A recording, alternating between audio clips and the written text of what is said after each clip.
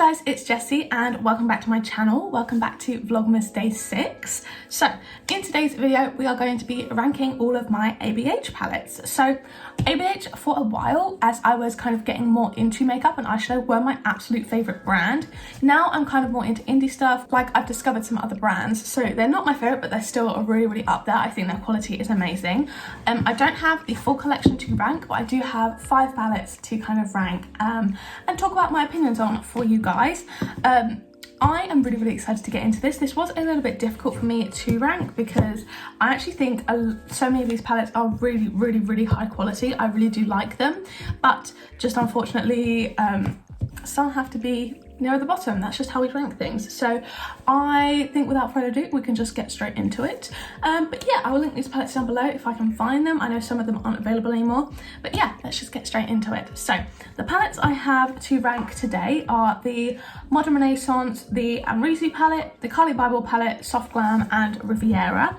I would love to be able to pick up the Subculture or the Prism palette if I could find them anywhere, but they're sold out. I know some of them are in TJ Maxx, so I'm hoping they'll come to TJ Maxx soon, but we'll see. So anyway, I'm just going to get into ranking. So in 5th place, not due to lack of quality, I found the quality on all these palettes amazing, but I'm going to be putting the Abh Riviera palette. So this was my first ever ABH palette. I found this at TK Maxx, so I got this for £25 and I was absolutely over the moon. So surprised to even see it there, and really do enjoy this palette.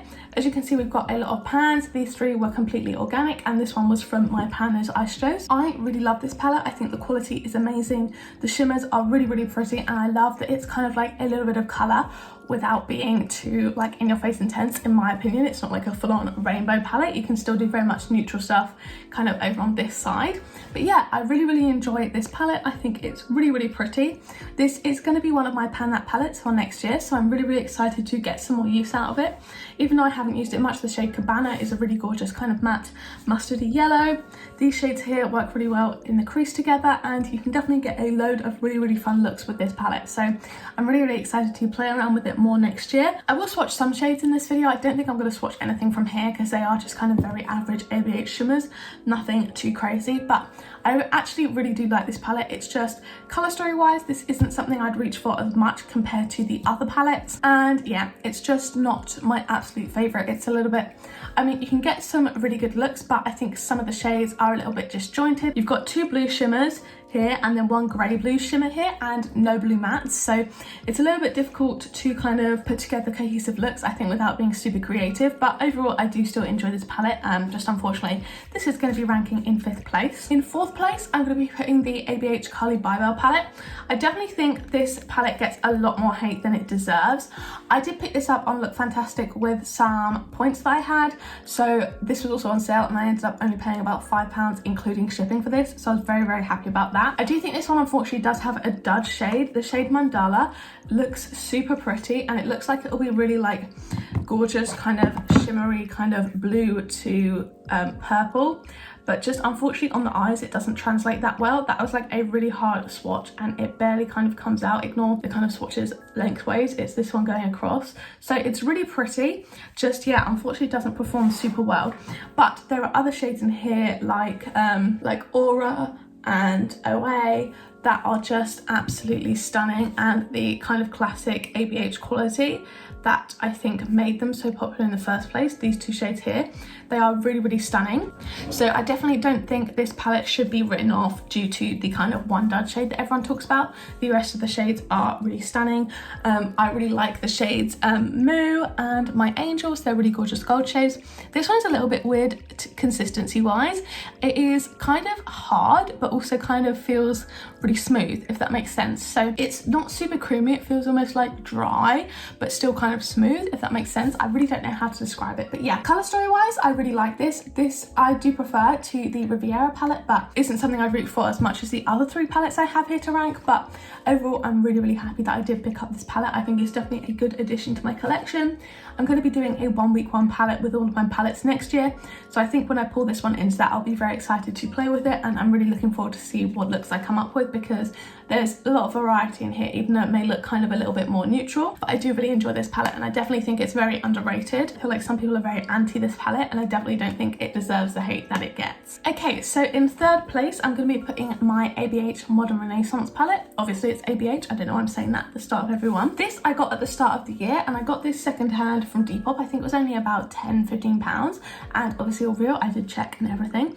But firstly, I love the suede packaging on some of these. This in the soft glam, I absolutely adore the packaging of, they're stunning. So obviously, as you can see, I haven't used this palette extensively. It has got a couple of dips in kind of shades like this. I don't know how well you can see. There is definitely use in here. It's not like I've neglected this palette, but the issue with it is, for me, is that there isn't any shimmers that I can really use on the lid. These two shimmers here are the only ones in the palette. They are very similar, and I do find them to be more kind of an inner corner shade for me rather than an all over the lid shimmer. So I really enjoy this palette. I think it's really pretty. I'm really excited to play with it a little bit more in the upcoming months now that I'm a bit focused less on my pan nose eyeshadows. Just yet, haven't really reached into it yet by itself because it's not super cohesive in terms of creating one look, including the shimmers, that wasn't like an all matte look, but I do still really like it. Quality is amazing. It's a cult classic for a reason, and I'm very glad to have this in my collection because now I feel like a proper makeup YouTuber with my Modern Renaissance. So yeah, this is a really stunning palette. I definitely need to dip into it a bit more. I love kind of warm neutrals. Everyone seems to be a bit sick of them at the moment, but I still adore them. So very happy with this one, and I really do enjoy having it in my collection. So now we have my top two palettes. These are my absolute favorites and would kind of rank high in my collection altogether. I feel like the gap between these and the rest of the palettes are a lot bigger than the kind of other gaps in between, if that makes any sense at all. It's just I really do reach for these ones much more than I do the other three. Not that there's anything wrong with these, just mainly colour story wise, I just don't prefer them as much as these two. So in second place, I do have the Soft Glam palette. I got this one last year for Christmas as a gift from my boyfriend, and this is what it looks like here. As you can see, I've definitely got a few dips going on in shades, no pan as of yet, but I really enjoy this palette.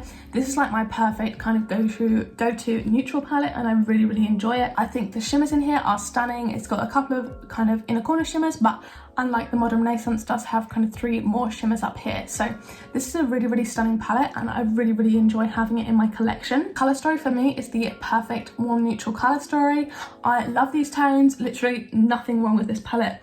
I really couldn't fault it. I just think it's absolutely gorgeous, and I can't wait to, as I said with the other ones, use it a bit more. This year I've definitely been focusing more on my pan nose eyeshadows, and next year I'm definitely going to try and focus more on my palettes as a whole. But yeah, I love every single look that I create with this. I don't think there's anything wrong. I really couldn't fault it. So really over the moon happy with this one, and I definitely would recommend this one probably the most if you're kind of looking for a warm neutral palette. If you're just kind of getting into makeup, this is one that I would 1000% recommend for you.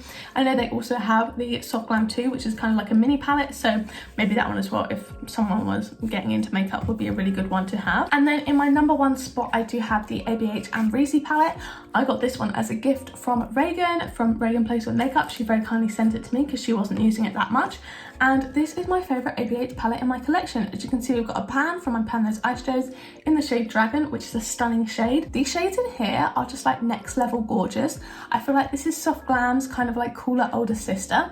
So we do have 2 pressed glitters in here, unfortunately, that I don't use. The shade Litty here and the shade Gemini. The shade Litty is the only one that kind of like appeals to me out of those two, really. This one's a little bit more kind of murky and dark for me, but these are still really pretty shades. I just don't really reach for pressed glitters very often. But yeah, the shades in here are really gorgeous, really pretty. The shade Barb, I honestly think is my favourite shade that ABH has come out with.